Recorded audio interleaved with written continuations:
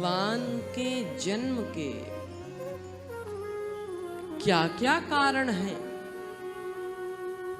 किन कारणों से प्रभु पृथ्वी पर अवतार लेते हैं, कारण बताते हैं।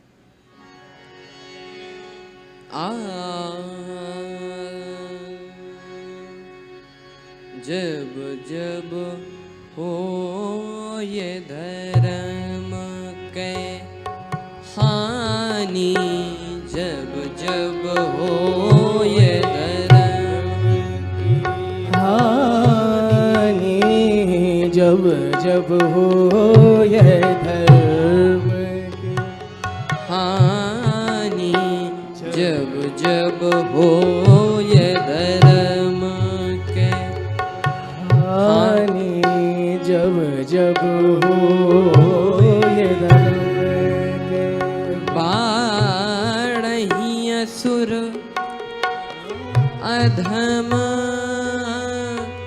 अभिमानी, हो राम जब जब हो ये धर्म के हानि, जब जब जब जब हो ये धर्म की हानि, जब जब हो ये धर्म की हो ये धर्म, हो ये धर्म, ये धर्म की हानि। जब जब धर्म का ह्रास होता है, अधम अभिमानी अत्याचारी दुराचारी पापाचारी जब ये बढ़ते हैं, तब भगवान का अवतार पृथ्वी लोक पर होता है। जब जब होय धर्म के हानि, बाढ़हि असुर अधम अभिमानी, तब तब धरि हरि विविध शरीरा, हरहि कृपा निधि सज्जन पीरा।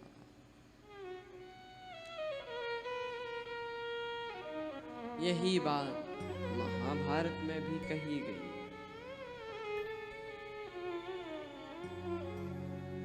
धर्म संस्थापनार्थाय संभवामि युगे युगे, यदा यदा हि धर्मस्य ग्लानिर्भवति भारत, अभ्युत्थानम् अधर्मस्य तदात्मानं सृजाम्यहम्, परित्राणाय साधूनां विनाशाय च दुष्कृतां, धर्म संस्थापनार्थाय संभवामि युगे युगे।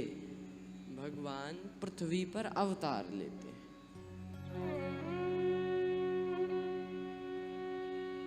अब तो क्या कहना,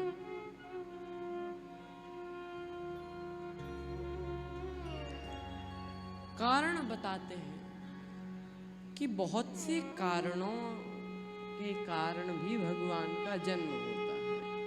एक कारण, तहाँ जलंधर रावण भयऊ, रनहति राम परम पद दयऊ। जलंधर ही रावण हुआ, भगवान ने उसका भी उद्धार किया। और कारण बताते जाते हैं। एक कारण, द्वारपाल हरि के प्रिय दो, भगवान श्री नारायण के दो प्रिय द्वारपाल कौन कौन से? जय और विजय जान सबको, जय और विजय, ये दो द्वारपाल भगवान के। द्वारपाल हरि के प्रिय दो, जय और विजय जान सबको। एक बार सनकादिक ऋषि सनक सनंदन सनातन सनत कुमार, ये चारों भगवान के दर्शन के लिए वैकुंठ लोक पधारे। लेकिन उस समय भगवान विश्राम कर रहे थे, तो इन दोनों द्वारपालों ने रोक दिया, रुक जाइए, नहीं जा सकते। क्यों? भगवान अभी विश्राम कर रहे हैं। सनकादिक ऋषियों ने कहा कि जो भक्त और भगवान को न मिलने दे वो तो राक्षस ही होगा। जाओ तुम दोनों राक्षस हो जाओ। श्राप। एक सज्जन हमसे बोले कि महाराज आपके यहाँ तो यही है, हमें कुछ नहीं लगता कथा में, इसलिए तो हमें इंटरेस्ट नहीं है। यही तो है, जो आए मुनि श्राप दे दें। सबसे बड़े तो ऋषि दुर्वासा, न जाने कितनों को श्राप दिया। आपके ऋषि मुनियों को श्राप देने के अलावा कोई काम है कि नहीं? हमने कहा कि देखो आपकी बात ठीक है कि ऋषि मुनि लोग ये सब श्राप देते हैं, लेकिन किसी ना किसी गलती की वजह से देते हैं। और आप एक बात बता दो कि किसी ऐसे व्यक्ति की कथा आप हमको सुनाओ जिसको किसी मुनि ने श्राप दे दिया हो और अंत में उसकी मुक्ति ना हो गई हो, अंत में भगवान ना मिल गए हो। ऐसा कोई व्यक्ति नहीं है। तो ये तो अच्छा ही हुआ, जय और विजय को श्राप मिला। भगवान तुरंत आए और कहने लगे, हे मुनिवरों, आपने श्राप दे दिया, लेकिन ये तो मेरे द्वारपाल ही थे और प्रिय द्वारपाल हैं, तो अब इनके उद्धार के लिए मैं पृथ्वी लोक पर अवतार लूंगा। तो एक इस कारण से भी भगवान का जन्म हुआ। अगला कारण बताते हुए कहते हैं कि नारद श्राप दीन एक बारा।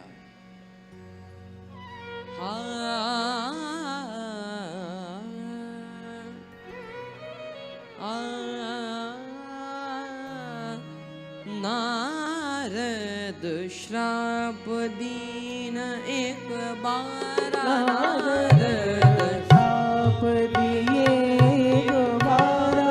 नारद श्राप दीन एक बारा। नारद श्राप दिए एक बारा। कल्प एक लगी तब अवतारा। कल्प एक लगी तब अवतारा। नारद श्राप दीन एक बारा। नारद श्राप दिए एक बारा। कल्प एक लगी तब अवतारा। कल्प एक लगी तब अवतारा। नारद श्राप। नारद श्राप। नारद नारद श्राप दीन एक बार नारद जी ने भी श्राप दिया।